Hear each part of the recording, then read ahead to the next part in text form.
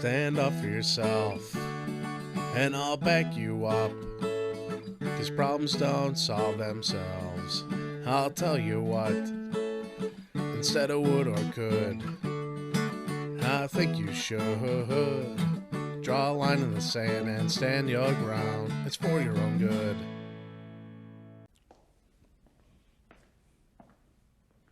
Hello, my name is Roy Poyan.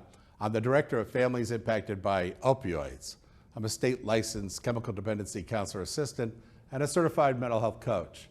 Today we'd like to talk with you as a family about your journey with substance use disorders. The question is, in the continuum of care, the individual person's care, where are you as a family in this journey? We know their journey and what it is that they will be experiencing as they move through the different phases. From the 5 phases of addiction, starting with experimentation, moving to risk-taking, and then into full actual addiction, and then moving from that to detox, which is quite a transition for this person. The detox happens in 3 phases, typically lasting about 7 days as an average. From there, they are enrolled and admitted into a treatment program. That could be a hospitalization, partial hospitalization, or what's termed as an intensive outpatient service, which lasts typically about 16 weeks. From that point, they move into that completion with an aftercare program. The aftercare program actually allows them to identify how they're going to be living their lives going forward. So it may include recovery housing, Narcotics Anonymous, Alcoholics Anonymous, medical assisted treatment, peer-to-peer services, and other types of community services get involved at this phase. Then they're moving through the 3 phases of recovery. And we know what these 3 phases are, and we'd like for you to know what they are too. Once again, where are you as a family in this journey? And that's the way we'd like for you to look at this. With that in mind, we're then taking a look at other areas that the family needs to understand, because this behavior affects them as a family.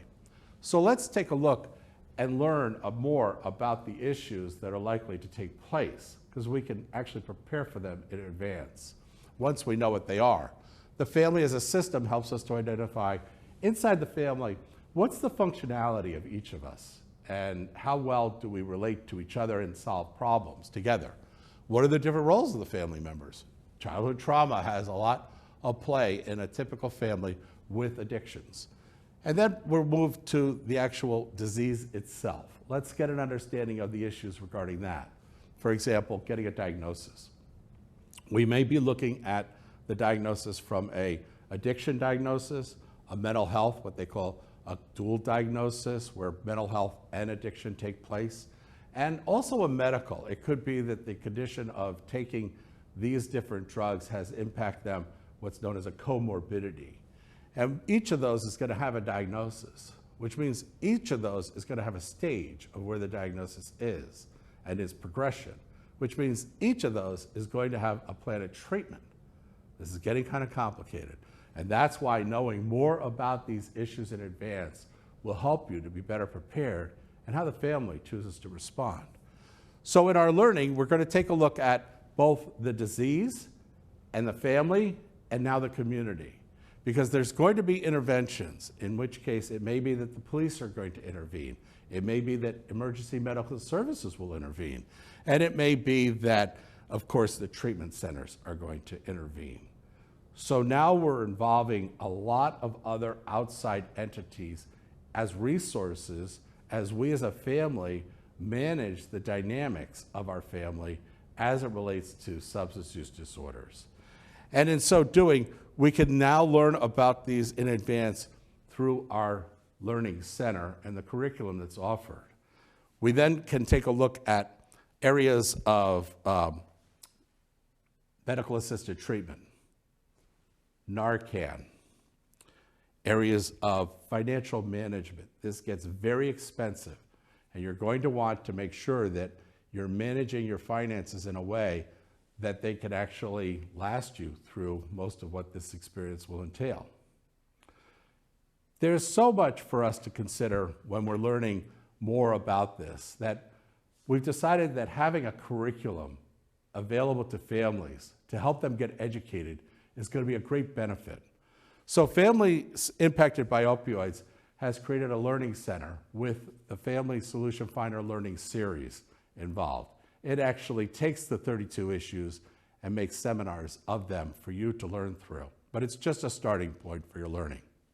We want you to get educated by taking these courses and other courses like them. We want you to get organized. We will show you how. We want you to get networked and bring the resources in advance of needing them into your actual realm. When this happens, we will do that. And now you're a family with empowerment. And what we know one thing about with a family that's empowered, they're unstoppable. We need unstoppable families in this drug epidemic. And learning and knowledge is one of those ways that we can get there. You know, let's learn more. Let's have a discussion at the family table. Why don't you come on over and join us? And we can better determine what it is that maybe requires more conversation. So come on, let's go on over there and do that. Thank you for joining us at the family table. What we're going to do today is we're going to look more closely at the kind of materials that will be provided to you as a family seeking knowledge and growing your understanding of the different issues that are likely to come up and present themselves. The really great news is that these are issues that you can prepare for in advance, so that what we're going to seek to do is to give you these in a format that is yours to study, and we'll give it to you in different mediums. And what we mean by that is we'll give it to you as a workbook and study guide format. We'll also offer to you a PowerPoint presentation and for each of the issues, and that will provide it to you as not just PowerPoint, but PowerPoint with voiceover on each slide, so that you can then share that information. We're going to also produce and make available to you Fentanyl and Families in Harm's Way, a TV production. And what this 32 episode series for television will allow you to do is to see the materials and see us going through these learning books so that you can follow along with them. Then to support those who would prefer their media channel to be podcast on Spotify, iHeart, Pandora, and other nationally syndicated podcast sites, you'll find The Voice of Families in Addiction. So we're trying to find a way for you to experience learning that's most comfortable for you. Let's get started on the real basics of what this material includes. We have 32 learning seminars, and each of them is presented in the study guide. And the study guide is just what it would seem to be. It has 3 learning objectives for each issue. And that's going to take you, and I'll just read through you what these issues include so that you have a general idea. And each being a seminar with workbook support. We'll go through that in just a minute. Seminar 1 is the family as a system. Seminar 2, different roles family members play. Seminar 3, childhood trauma in the family. Seminar 4, the different types of family therapy. Seminar number 5, 4 primary support structures in your community. These are structures that you'll want to draw from for services. Seminar number 6 is getting a diagnosis. You actually end up getting 3, and 1 for addiction, 1 for mental health, and 1 for medical. Seminar number 7, substance use disorders is a brain disease, and we explain in a very well thought out format exactly why that is and why we're saying it. Seminar number 8, the disease progresses in stages. You see, you need to understand that this is a disease in order to understand how it's going to progress. Understanding how it's going to progress allows you to face the issues that will be created because of the disease. And that's the great news. Now with this curriculum, we can do this. Seminar number 9, relapse is a part of the brain disease, so we can expect setbacks, maybe several, but each will be in a sequence of moving forward. We want to remind you that in a majority of cases, successful lifelong recovery is achievable. And although it's a different quality of life, it's still a quality of life. And for that reason, taking these seminars as you're a family on the long journey with a lifelong chronic disease allows you to understand These things may not be happening today, but some of them may be happening in the future. The good news is you'll have this study guide in order to reference and all that video material too. Seminar number 11, addiction behavior. We're looking at boundaries in that case. And seminar number 12, the family intervention. We're looking at the stages of change. And then seminar number 13, police intervention. Because of addiction and because of the cost and because of the lack of employment, we can pretty much expect that if somebody is experiencing an SUD for a long period of time, it's very likely that they will have a police intervention. We know that this can occur, so you can get ready for it in advance before it happens with scientifically proven content that you can be assured is a great way to base your knowledge and thereby a more successful response, which is our overall goal. Seminar number 14, emergency medical intervention. When you go to the ER, there's a lot you can be doing other than sitting and waiting. We propose that you start to set up the next stage. It's called Esprit. And in that sense, we're going to be starting to set up where is he going to go after they gets released in a couple of hours from the ER, unless, of course, they go up to ICU. But eventually, they're going to be released. Seminar number 15, the legal intervention. The legal system has a process. It doesn't change. And it's a process that you can learn and be prepared for in advance. One of the things that we ask you to do is to go ahead and search for a lawyer that understands drug court. Seminar number 16, treatment center. You might have thought, well, Roy, if we're talking about addiction, why aren't we just jumping to treatment center? Well, I just pointed out 16 things that are likely happening before you end up in that scenario where you're looking for a treatment center. Up to now, a lot of these things may have passed you by even though they occurred. Now, in the future, going forward with this material, you'll be more aware of what these are and how you can respond, and maybe even, we're not making any promises, but lighten the load of what a treatment center might and the legal system might require of you and of them. So with that in mind, we're not taking this education because we think it's going to stop everything or it's going to go away now. That's never going to be the case. This is a chronic disease. So what we're doing is we're trying to build your acumen, your understanding, your knowledge base, your ability to respond in a successful way to you for each situation. Because we've studied this. We know the person that's going through addiction. They're not going to do anything that we haven't already studied. That's the great news. We've studied it backwards, forwards, sideways. We've even studied how the family responds to the impact of this behavior. That's also the great news. And that's what we've put, are these materials into this book. None of the content is ours. This all comes from SAMHSA, ASAM, empirically proven studies, best practices, so that you can be sure that this is exactly what the industry wants the family to know on these 32 key issues. So we're looking at now 17, support agency mapping.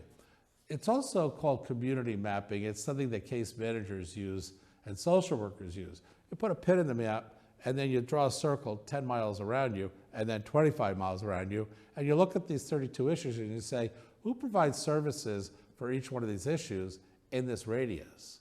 And then what's their name, what's their number, and then for those that might happen sooner than later, go ahead and contact them. Let them know that you currently have somebody who's dealing with SUD, and should you need their services, what would they require upon admission?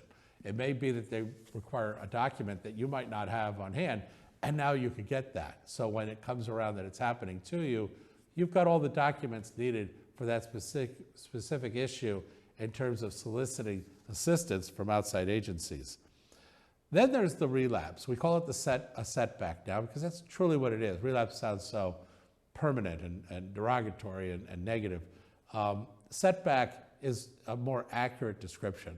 They're going to start moving forward, in some cases immediately, or they're going to re-establish a relationship with an IOP and go back through the process, each time learning more and more. So setbacks shouldn't necessarily be seen any different than if you had a setback for asthma or diabetes or CHF or COPD. All of those are chronic diseases too that stay with the person for their life, just like SUD will. So with that in mind, 19 is a successful lifelong recovery. Now, we're talking about the family's experience in preparing for what they can do. We're not talking about the person's successful lifelong recovery, although it's contingent upon them, of course. But we're more interested in educating with 3 learning objectives for each of these issues that we're talking about, in this case, successful lifelong recovery. What can the family do? Well, you know, we're at year 16. Is that any different than year 12? Is that any different than year 8? Okay, and that's what we're going to have you all decide for yourselves based on the knowledge that we'll be giving you in this study guide. And then bereavement, it may not be yours, it may be somebody else's, but knowing the different types of bereavement could be helpful in you being empathetic for the needs of others.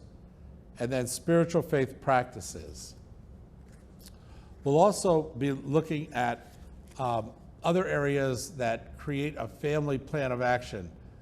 Elements of the family plan of action is 22, 23 are responsibilities, getting networked in advance, suicide prevention, family management, foster care, or it could be kinship, Narcan, its purpose, its use, peer-to-peer services, and medical treatment, medical assisted treatment known as MAT.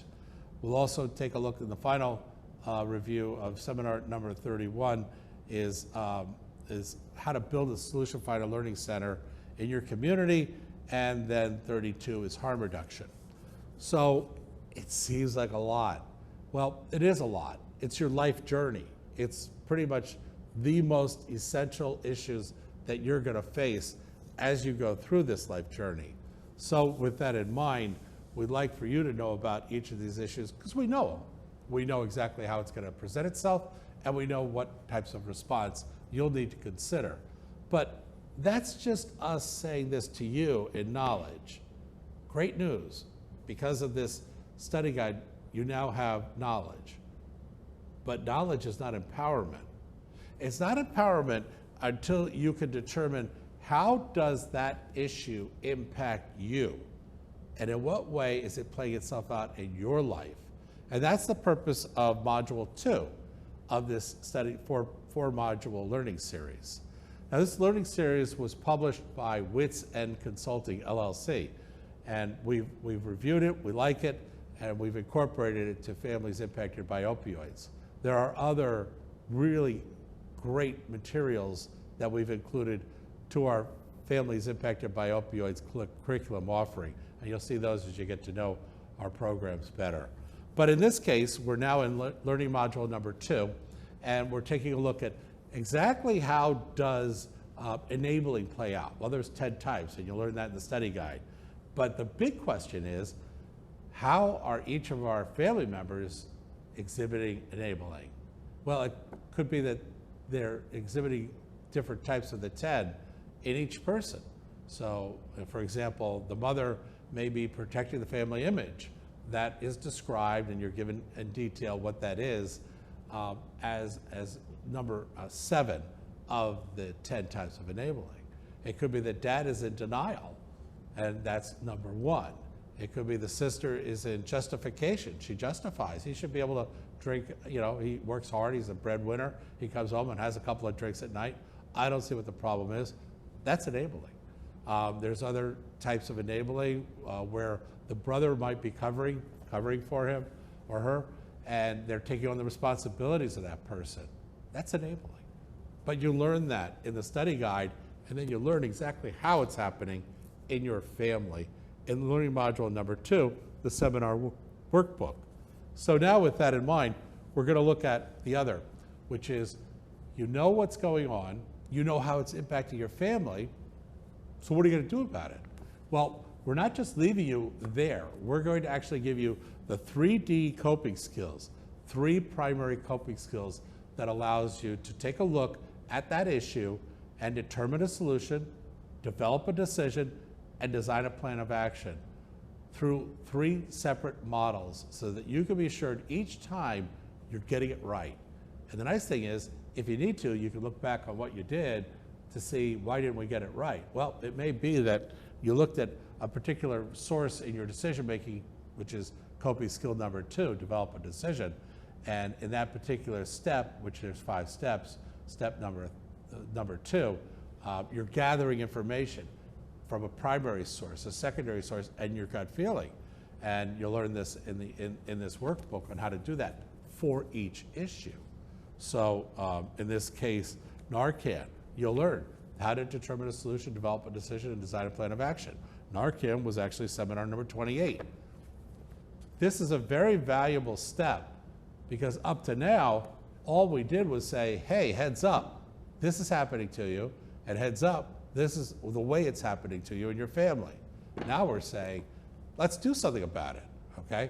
And let's move into that. You can press into that using the learning module number 3. So where are we today? Well, in this case, for this issue, we've gone through 3 models. We now know the primary characteristics of an issue, 32 of them in the book, study guide. And we also know for module 2, how it's playing out in our family, and what it looks like, and what it's doing to us. And then in number 3, we determined a solution, developed a decision, and designed a plan of action about it. You are empowered, but you don't have empowerment until you get somebody that's professional involved in what you're doing. And that's the goal. Now you are a strong family, and you know what's going on, you know how it's impacting you, and you determine a solution, develop a decision, design a plan of action. Now you want to go out and find out in the community. Remember that one seminar when we were doing community mapping? That's where you use that. And you go out, you find a provider that can provide you licensed professional services that will allow you to have empowerment. So what we're saying is you're empowered with knowledge, but it doesn't become empowerment until you get a group of professionals involved with you for you to be able to move forward.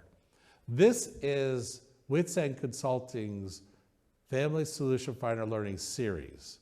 And it's all available online, in TV production and podcasts, in PowerPoint. The books are available for you to download online, or they're also available on Amazon.com. Me personally, I kind of like to have a book in my hand. These are $10 each, so it would be $40 in total.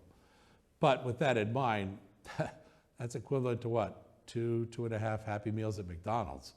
And you're getting an entire life of issues, competence, and strength with the same amount of money. So with this in mind, we want you to take a look at our website, familiesimpactedbyopioids.com. Spend a lot of time wandering around in there. We'd like to invite you to come to our YouTube channel, which is Solution Finder Workbook videos, and that will allow you to wander through about 100 different videos of other sources that we think are valuable for you to play around and grow through. You can look at our podcast on Spotify, iHeart, Pandora, Google Pod, and there you would look for the voice of families and addiction. So we really got you covered with all this material. And we want to thank you for inviting me in. This is now your video at home library resource. And we've installed it by delivering to you this video and message to you today. God bless you. Good luck with your journey. Call us if you'd like to have a conversation about what you're dealing with.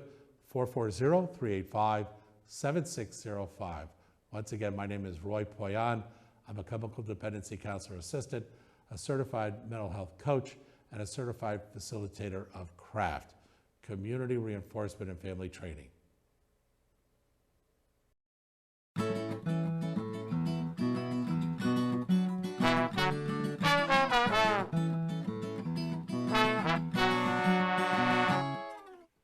Stand up for yourself, and I'll back you up. 'Cause problems don't solve themselves. I'll tell you what, instead of would or could, I think you should draw a line in the sand and stand your ground. It's for your own good.